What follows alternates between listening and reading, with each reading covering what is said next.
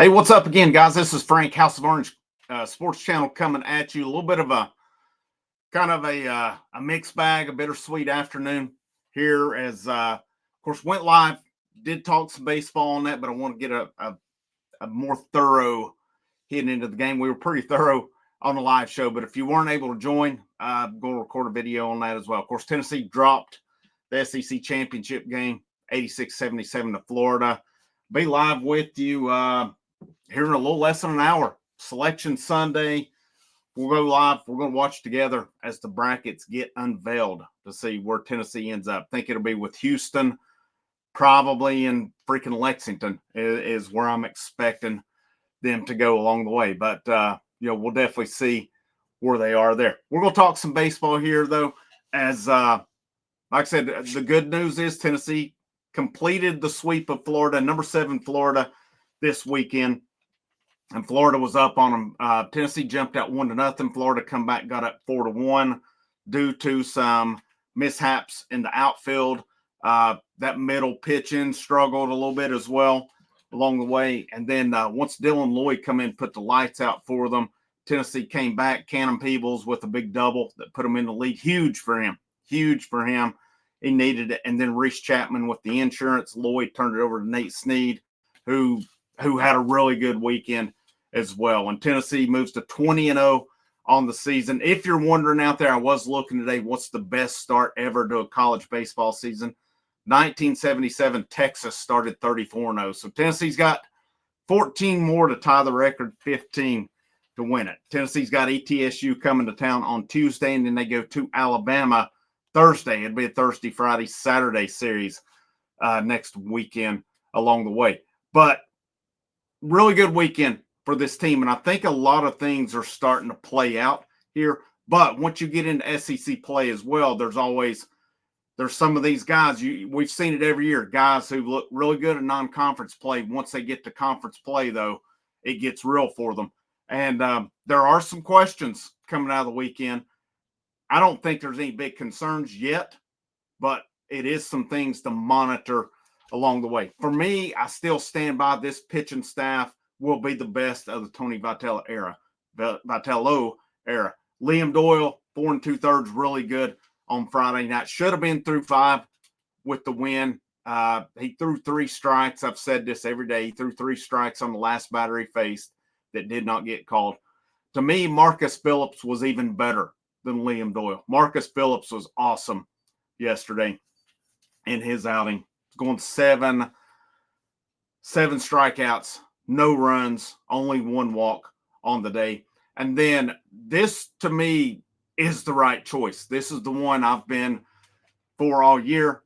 Tegan Kuhn's got the start today, and he looked really good. Apparently, I'm guessing he's on a pitch count, or he had faced the order one time, and then they pulled him out and didn't let him go. I'm curious to see if they let him go more along the way. And I'm hoping this, because to me, based on how you're using your pitching staff, this is a no-brainer. I don't think it's even close on it with Coons. I do like Thomas Crabtree and a lot Breedlove really well, but I don't think they're guys that are weekend starters right now. I think they've got a pretty good thing with Doyle, with Phillips, and now I think you continue to stretch Coons out. Arvidsson looks like comes in after him, and Arvidsson, I'm still not sold on him. I think he has good stuff, but he's been inconsistent.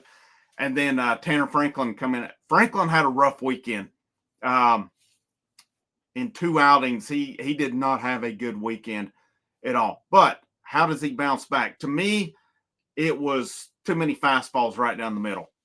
You do that in SEC play, you're going to get hit on it. Even Ben Joyce, best fastball probably there is in baseball, he still has to mix in off speed and breaking stuff sometimes as well, because these SEC hitters will hit straight fastballs right down the middle. So they're going to have to go back to the drawing board on Franklin a little bit, mix in some off speed stuff with him. I think that would be a big benefit to him.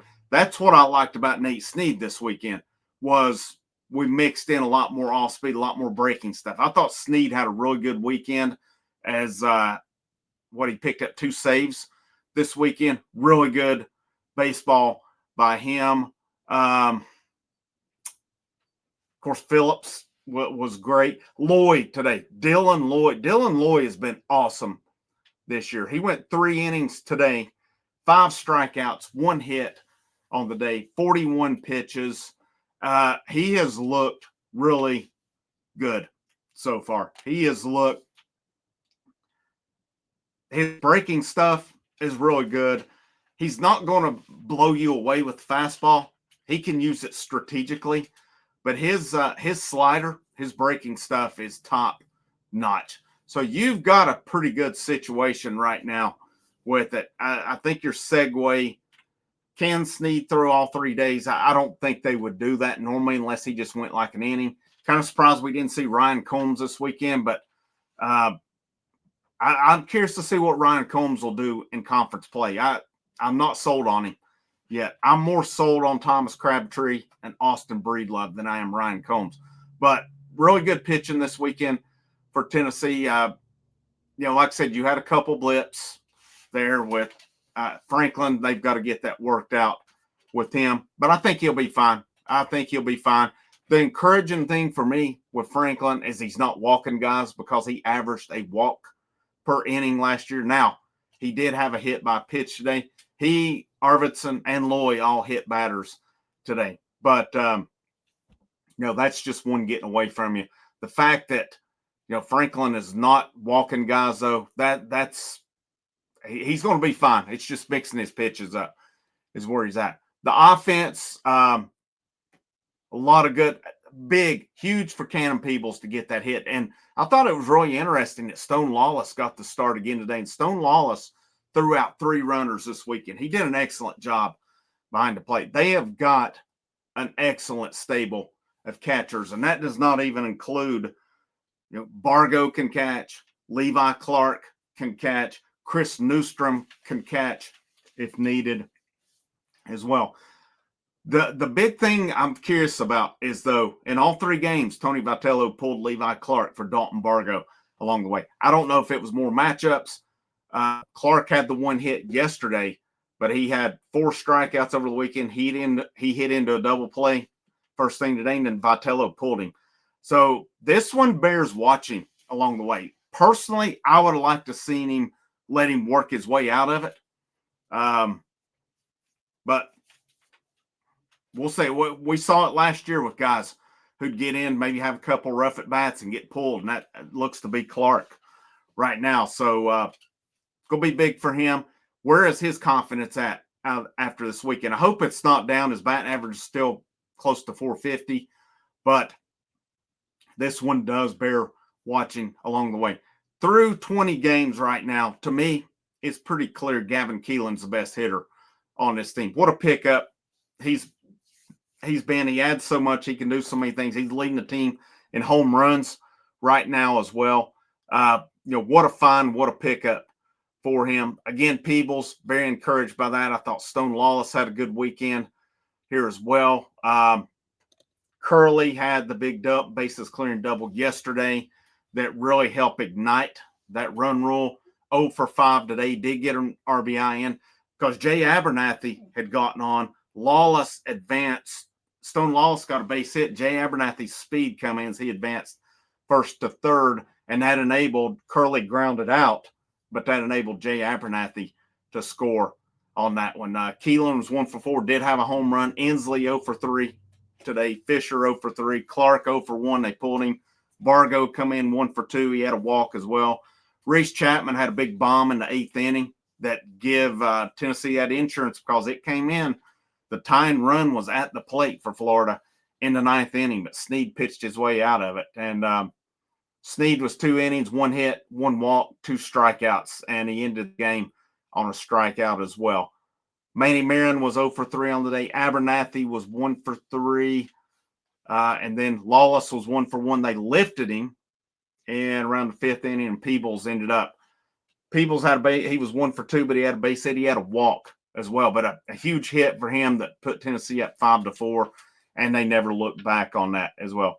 6 strikeouts today. They walked 6 times. They left 6 on base today as well. 6 hits, They had 7 runs, 7 RBIs on the day. Heck of a good weekend for Tennessee baseball. Excellent start to SEC play when you sweep a top 10 team. Next week, let's say Tuesday, they play ETSU at home. Next weekend, they're off to Alabama. They'll be on the road actually the next 2 weekends of SEC play. But thank you guys for tuning in. Make sure you hit that like, that share. And if you have not, hit that subscribe button as well. Busy day here on the House of Orange. Be live again right now as I'm recording this. It's 5:15. Be live with you here in about 45 minutes as we'll watch the tournament reveal together. And my plan right now is we'll watch the women's tournament bracket reveal tonight at 8 as well. If you're not tuning in on the House of Orange, you're missing out. This channel, I'm going to promote here just a little bit here. I'm going to put my promoter hat on. We're putting out more content than any other outlet that's out there in terms of this. I'm not talking about your VolQuest 24/7s and such. They've got 4 and 5 guys. I've got one right here. Occasionally have some guys who come on. But as far as content, nobody's even coming close to putting out the amount of content and the amount of thoroughness that it's covered in as well. This is your place for Tennessee, not just baseball, not just basketball, football as well, Lady Vols as well. This is your place for Tennessee content. I'll see you again at 6 o'clock. Frank, House of Orange. Check out the links in the description for the channel membership, the channel Patreon, or if you just want to say thanks, bottom right corner, super thanks. Highly and greatly appreciated. Last but not least, go Vols.